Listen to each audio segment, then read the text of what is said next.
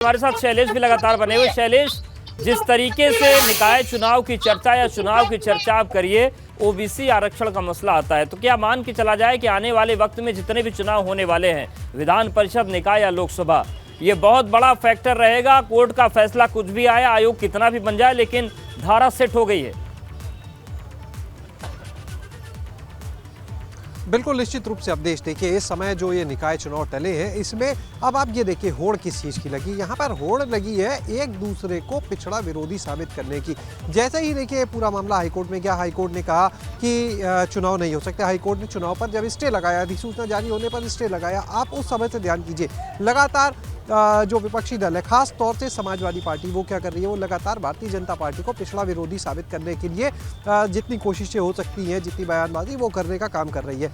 और दूसरी तरफ आप देखिए, अगर बसपा की बात करिए, बसपा सुप्रीमो मायावती, तो वो ये कह रही है कि चाहे सपा हो, चाहे भाजपा हो, चाहे कांग्रेस हो, ये तीनों ही लोग जो हैं वो पिछड़ा विरोधी, यानी हर दल जो है इस पिछड़े वर्ग के वोट को चाहता है। वजह है 52 से 55% वोट प्रतिशत होना। और अब देखिए, अगर आप अभी जब हम बात कर रहे थे मंत्री दयाशंकर सिंह जी से, उन्होंने एक बात कही, उन्होंने ये कहा कि आप ये देखिए, इस पूरे चुनाव में अगर कहीं पर गड़बड़ी हुई है तो उसके लिए समाजवादी पार्टी जिम्मेदार है। उन्होंने कहा कि समाजवादी पार्टी के ही एक विधायक, रायबरेली से, इशारा जो था वो मनोज पांडे जो वहां से विधायक है उनकी तरफ था, मुख्य सचेतक भी है विधानसभा में, उनकी तरफ था कि उन्हीं के भाई ने, जो वैभव पांडे नाम है, उन्होंने ये याचिका दाखिल की, जिसके बाद चुनाव रुके। और उन्होंने यहाँ पर देखिए एक दांव उन्होंने भी खेला। उन्होंने कहा कि रायबरेली की जो सीट थी, अगर वो देखें तो ओबीसी की सीट थी, लेकिन वहां पर वो सामान्य सीट चाहते थे क्योंकि वो ओबीसी से नहीं आते। बिल्कुल, तो आरोप प्रत्यारोप चल रहे हैं, हमारे साथ बने रहिए, इसका जवाब नेहा जी से लेंगे और वीरू वाजपेयी जी के पास भी जाएंगे।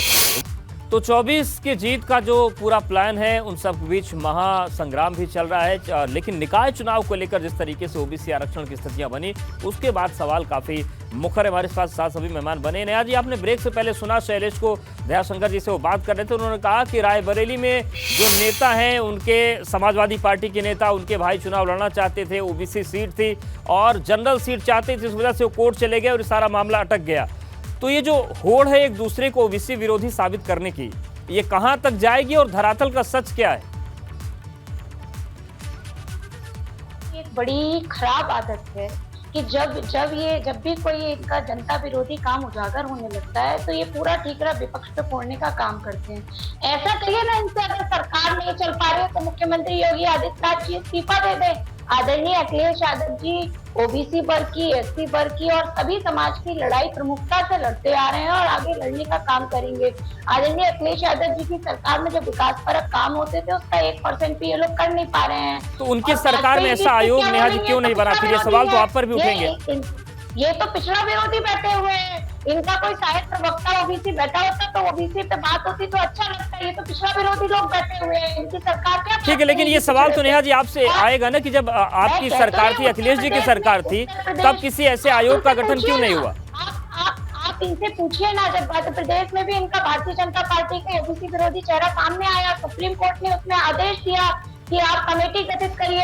और सबसे बड़े शर्म की बात तो ये है कि जब ये मामला उजागर हुआ तो पता चला कि 6 साल से ओबीसी का आयोग ही नहीं था यहाँ पर तो ओबीसी का आयोग ही इन्हें नहीं बनाना जरूरी समझा। तो भारतीय जनता पार्टी केवल और केवल एक मुद्दे पे ओबीसी विरोधी नहीं है, ये सिर्फ ओबीसी का वोट लेते हैं और ओबीसी में आपस में लड़ाने का काम करते हैं। यादव को कुर्मी से लड़ाएंगे, कुर्मी को पाल से लड़ाएंगे, पाल को किसी और समाज से लड़ाएंगे। तो ओबीसी के अंदर ये लड़ाई करा करके अपनी सत्ता चाहते हैं, लेकिन ओबीसी जागरूक हो चुका है। ओबीसी की बात कर रही थी, देखिए दयाशंकर सिंह जी ने खोल दिया ना कि कौन है वैभव पांडे और किससे याचिका करा के इन्होंने चुनाव रुकवाने की साजिश रची और कौन है इनका मुख्य सचेतक जिसने ये पूरा खेल किया। जहां तक बात सुप्रीम कोर्ट के आदेश की, 2010 के आदेश है, उसके बाद कई राज्यों में पुराने आरक्षण पे ही हुए और जहां भी लोग इस तरह गए वहां लोग की सरकारों ने कमीशन बना के आरक्षण कराया। भारतीय जनता पार्टी को ऐसी तमाम क्षेत्रीय दल आरक्षण विरोधी घोषित करते हैं और जिसका प्रधानमंत्री ओबीसी वर्ग से आता है उस पर ये आरोप लगाते लगाते थक जाएंगे, लेकिन तब भी नहीं साबित कर पाएंगे। लेकिन ये कहना कि लगातार की ओबीसी विरोधी है, मुझे लगता है सबसे ज्यादा ओबीसी वर्ग का विरोध अगर कहीं हो रहा है तो वो समाजवादी पार्टी है। ओबीसी की केवल एक जाति का ये पक्ष लेते हैं, बाकी जातियों के साथ ये न्याय नहीं करते, इसीलिए चुनाव दर चुनाव इनको मुंह की खानी पड़ रही है। आप इतने अच्छे तो सदन बुलाइए। अखिलेश यादव नहीं ओबीसी का प्रतिनिधित्व करते, केवल और केवल एक जाति विशेष का प्रतिनिधित्व करते हैं। आप देख लीजिए, परिवार विशेष, एक जाति विशेष, इसके अलावा ओबीसी वर्ग का प्रतिनिधित्व नहीं करते अखिलेश यादव। जैसा बहुत बड़ा क्रिकेटर था क्या अखिलेश यादव क्या प्रतिनिधित्व करते हैं? नाम बताइए अपने नेताओं का। कौन ओबीसी वर्ग का बड़ा नेता आपने बना के खड़ा कर दिया? हमेशा एक परिवार, मुलायम सिंह यादव, अखिलेश यादव, शिवपाल सिंह यादव, डिंपल यादव, धर्मेंद्र यादव, अक्षय यादव, तेज प्रताप यादव, यही। इसके अलावा कोई हो तो बता दीजिए। आप क्या कोई नेता हो इसके अलावा? बता दीजिए, बताइए कौन नेता है आपके यहाँ इसके अलावा? इसके अलावा कौन नेता है आपके यहाँ? बताइए नेहा यादव जी, कौन नेता है? एक परिवार के यादवों के अलावा कौन नेता है पार्टी का? ओबीसी न्याय मांग रहे तो आपके पेट में दर्द हो रहा है, क्योंकि वाजपेयी की दर्द। अरे भाई, आप एक परिवार के यादवों के अलावा कोई नेता ओबीसी का बता दीजिए कि ओबीसी के किस वर्ग का प्रतिनिधित्व आपके यहाँ है। ठीक है, लेकिन ये जो पूरी तस्वीर बन रही है, नेहा जी एक सवाल बीजेपी बार बार पूछ रहे, वो सवाल मैंने आपसे पूछा, हो सकता है आवाज आपको ना पहुंची हो। आप कह रहे हैं कि 6 साल से ओबीसी के लिए आयोग नहीं था। क्या आपकी जब सरकार 5 साल तक थी, उस दौर में ये कवायद की गई थी, आयोग था, और आपके दौर में ये TTT वाला फॉर्मूला क्या लागू हुआ? नेहा जी सुन पा रही क्या?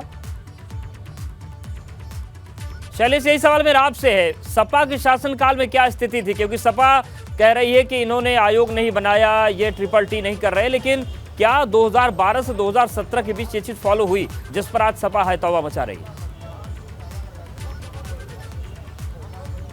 अवधेश देखिए, यहाँ पर 2 चीज़ों को लेकर सपा बात उठा रही है। अगर हम जितना सुन पा रहे थे, एक तो कमीशन है डेडिकेटेड जो अभी गठित किया गया है सरकार की तरफ से, और ये है ओबीसी आरक्षण के निर्धारण के लिए। दूसरी तरफ एक सवाल और सपा ने उठाया कि भाई क्या आपने अपना पिछड़ा वर्ग, जैसे मोर्चे तो बने हैं यहाँ पर एक सरकार का, लेकिन जैसे आयोग होता है, जैसे एक बाल आयोग होता है, उस तरह से एक पिछड़ा वर्ग आयोग, उन चीज़ों को लेकर भी वो आवाज़ उठा रहे हैं और वो कह रहे हैं क्या भाजपा ने वो बनाया, उसको लेकर भी सवाल उठा रहे हैं। तो ये लगातार इस तरह के सवाल उठाए जा रहे हैं समाजवादी पार्टी की तरफ से।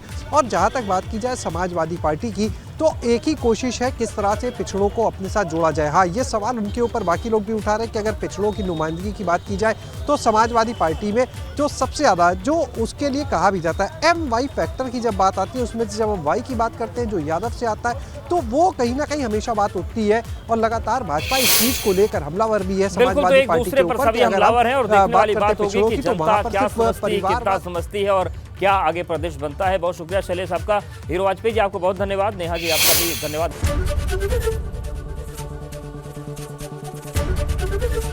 ABP गंगा, खबर आपकी, जुबान आपकी।